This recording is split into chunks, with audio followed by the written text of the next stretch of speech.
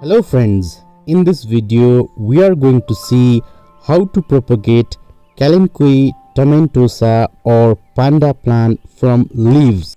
We are also going to see its update once it is ready for the transplantation and going to see how to transplant this plant. I am also going to show you how to prepare the perfect potting soil mixture for Panda plant at home. So without the further delay, let's start the video. To propagate Panda plant from leaves, take the leaves which are not infected by any pest and insect. Now we need to keep these leaves in a dry shady area for day or two so the callus is formed. After this we need to place these leaves on the top of the potting soil. Make sure this is the update. After 22 days they have started producing the root. Leaves propagation takes much more time than the stem propagation. Finally, after almost 4 months, we can see the new plants out here. The soil is very dry, so I am going to add water so that it becomes soft and I can easily pull this new plant without breaking its roots.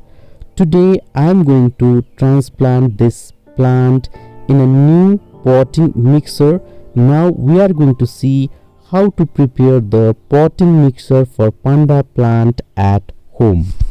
We can propagate Panda plant in sand or coco pit also. I have propagated this leaves in sand. To prepare the potting soil mixture for transplanting this plant, I have taken 40% of coco pit and I am going to take same amount of leaf mold out here. And now I am going to mix 20% of sandy soil out here. If you have perlite, you can mix perlite also. Potting mixer which I have prepared is light, it is fertile and it's very well draining, which is very suitable for succulent. Now I am going to add fungicide out here. We can also buy potting soil mixture online for the succulent, but I prefer to make my own potting mixer at home. Alternatively, we can also prepare the potting soil mixer by mixing sand, coco peat, perlite and vermicompost. We have to use different components in such a way that the potting soil mixture becomes well draining. Now at this time I am not going to transplant this new plant in a big pot. I have used this plastic cup and at the bottom of this cup I have made a hole so that water drains properly. Bigger container means more potting media. More potting media will absorb more water, so there is a maximum chance plant may get attacked by the fungus. So I am using small container. We need to use the container according to the size of plant. Keeping few inches gap on the top of the cup, I have filled this 2 cup. Now I am going to transplant the plant in this. Friends, in the beginning I had taken 4 leaves for the propagation. Now one leaf got fungus and it got rot. There were 3 leaves till yesterday. Somebody broke 1 leaf and now 2 leaves are left. Out of 2 I have taken out 1 leaf. Now you can see there are 2 to 3 roots. Root has just started growing in this leaf. Since I have already taken out this leaf out of soil, so I am going to transplant it.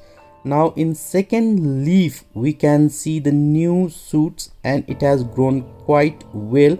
Now I am going to pull these leaves out of this potting soil and check the root system of this new plant. The mother leaf is still attached to the new plant, as we can see out here, and it's looking very beautiful, tiny. Seems like root system is well developed. So the rate of propagation vary from plant to plant, from leaves to leaves, from stem to stems while you are propagating the plants. Here you can see the well developed root system. In another leaves there were only 3 small minute roots. Out here the root system is very well developed. Friends, if you are new to the channel, don't forget to subscribe my channel and hit that bell icon. Now gently I am going to place this plant on the top of the soil and going to cover its root gently with the same potting mixture which I have prepared earlier.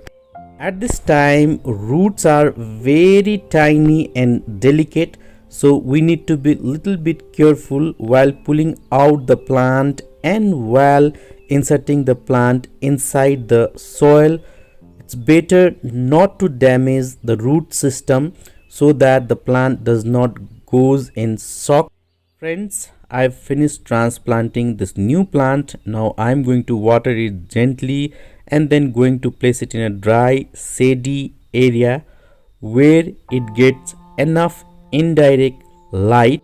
Time to time I am going to water this plant whenever its potting soil completely dries up. When this plant completely fill this pot, I am going to repot it. Time to time I am going to give the update of this plant. Hoped you like today's video. This is it for today. Take care of yourself, keep gardening, like, comment, share and subscribe. Thank you for watching HR Garden.